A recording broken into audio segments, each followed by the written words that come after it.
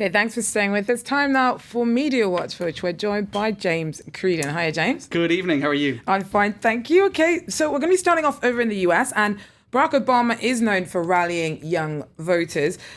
He's pretty adept at social media, etc. But did he get the idea for a recent campaign from French electoral campaigning? Well, that's the question, Georgia, that some in the media have been asking today. There are two campaign videos that look a little bit similar to each other. Now, there's this one in the Obama camp. That is Lena Dunham, for anyone who recognises her from the series Girls. I don't have to say, but she is apparently famous. And she is in a video where she's talking about her first time. Now, what could that be about? It's a little bit suggestive, isn't it? As you might have guessed, it's probably not what we think it is. I was guessing voting. You might just be right. Will we take a look and find out what indeed she was talking about?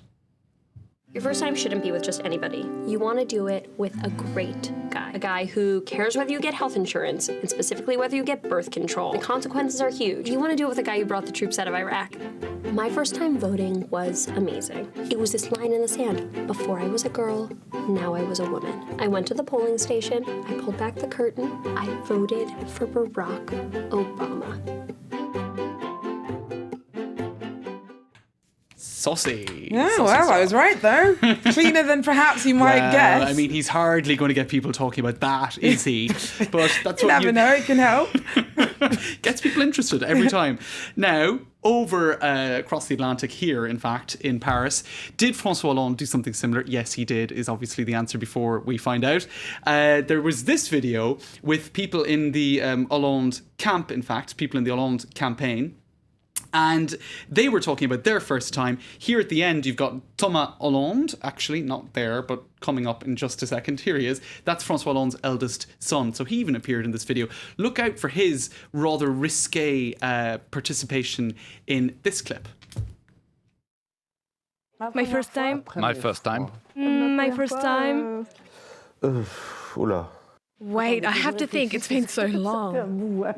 It happened near the Vincennes Woods, right by the metro. It was reassuring. She showed me how to do it. I just did it. It was my first time door-to-door campaigning. I think that's very risque, isn't it?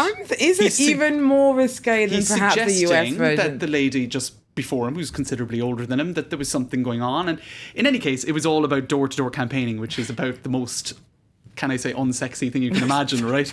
And you'll never forget your first time. So there you go. That's the idea. Some saying that there's a remarkable similarity between the two videos, but actually this whole first time thing, it's not exactly original. It's been done in other circumstances as well. So maybe they just simultaneously came up, well, not quite simultaneously, but separately came up with the same idea. Now, what's interesting here is Ségolène Royal, Thomas Hollande's mother, who we just saw there, François Hollande's ex-partner, campaigned for the presidency in France in 2007, or campaigner.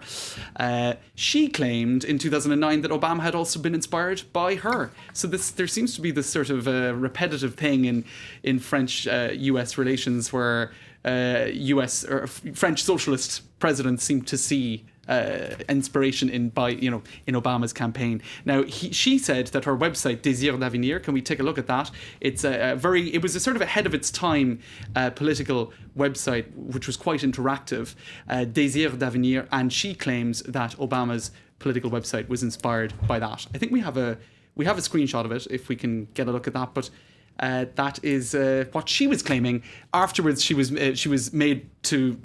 mocked quite considerably for that and sort of withdrew the comment. Okay, moving back to French politics. Now, he's hoping to take over the leadership of the right-wing UMP party, but Jean-François Copé is increasingly known for his association with pastries. That's right. Indeed, Pastrygate is what the scandal was known as earlier this month, or what our website dubbed it. To give viewers a reminder, back at the start of October, Jean-François Copé spoke about a pain au chocolat incident. Now, the pain au chocolat is that famous French breakfast pastry. Now, he was recounting an incident where a youth in a schoolyard, or at a school gate, had a pain au chocolat ripped out of his hand by thugs or scoundrels because you don't eat during Ramadan. Now, the incident was that anecdote, if it did happen, did it really need to be kind of publicised to that extent by a right-wing politician in quite a divisive way, drawing attention to a schoolyard incident? He was accused of basically trying to take advantage of this incident to stir up tension and to sort of appeal to far-right voters as he is trying to get the leadership of Sarkozy's UMP party. In any case, let's take a look at what happened today outside the Grand Mosque in Paris, central Paris. They were giving away Kope croissants, right? So this was a way for the Muslim community on the feast day of Eid to poke some fun at what they saw was an attempt by Kope to stigmatise their community. And indeed, the croissant means crescent in French, and of course that's a Muslim symbol as well. So there you go, it got a lot of attention in the French media today. Brilliant, thanks very much. James Bearden there with our Media Watch Roundup. Okay, do stay with us. We've got more news and headlines coming up after this short break.